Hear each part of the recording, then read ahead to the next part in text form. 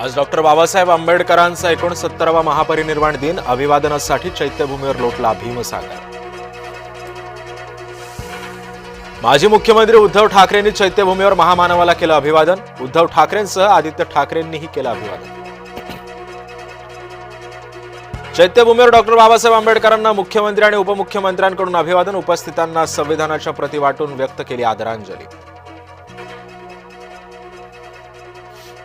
उपमुख्यमंत्री एकनाथ शिंदेंकडून इंदू मिलची पाहणी। प्रस्तावित बाबासाहेबांच्या स्मारकाला निधी कमी पडू देणार नाही, एकनाथ शिंदेंनी केलं आश्वस्त। ठाण्याच्या घोडबंदर रोड आज 24 तासांसाठी राहणार बंद। आज रात्री 12 ते उद्या रात्री 12 वाजेपर्यंत अवजड वाहतुकीसाठी राहणार रस्ता बंद।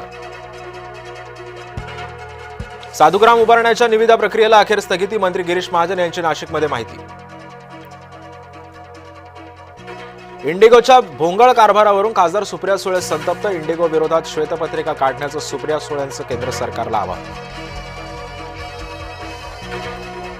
आणखी आठवडाभर हवाई गोंधळ असाच कायम राहण्याची शक्यता। सरकारच्या हस्तक्षेपानंतर सुद्धा विमानसेवा विस्कळीतच, तर तिकीट गगनाला भिडले।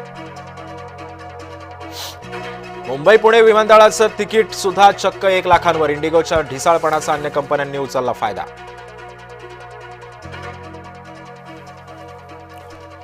पुणे बंगळुरू मुंबई दिल्ली दरम्यान स्पेशल ट्रेन धावणार। आजपासून 18 डब्यांच्या 30 विशेष ट्रेन धावणार। विमानाचा फटका बसलेल्या प्रवाशांना सुद्धा मोठा दिलासा।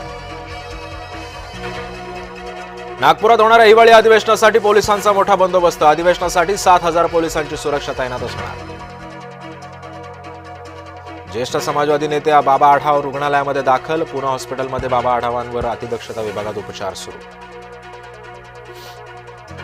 मी 2022ला एक मोठं ऑपरेशन केलं होतं। ठाणे हे खणखणीत नाणं आहे, तुम्ही चिंता करू नका, एकनाथ शिंदेंचं ठाणेकरांना आश्वासन।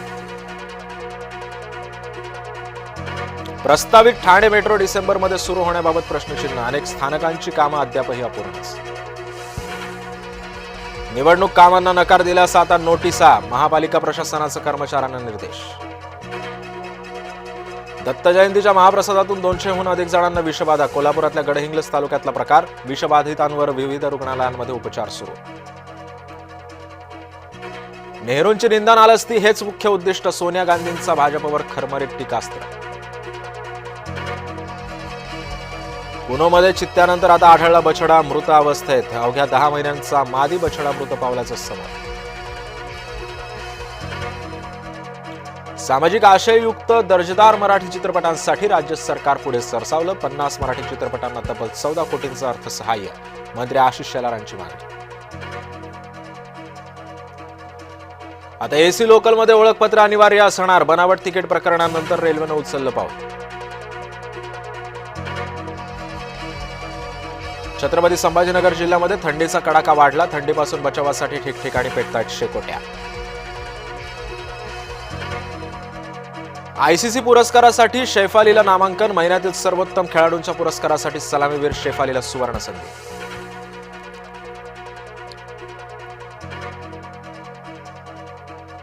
विशाखापट्टणम वनडेमध्ये दोन्ही संघासाठी करो वा मरो स्थिती। आज भारत विरुद्ध दक्षिण आफ्रिकेमध्ये शेवटचा वनडे सामना रंगणार।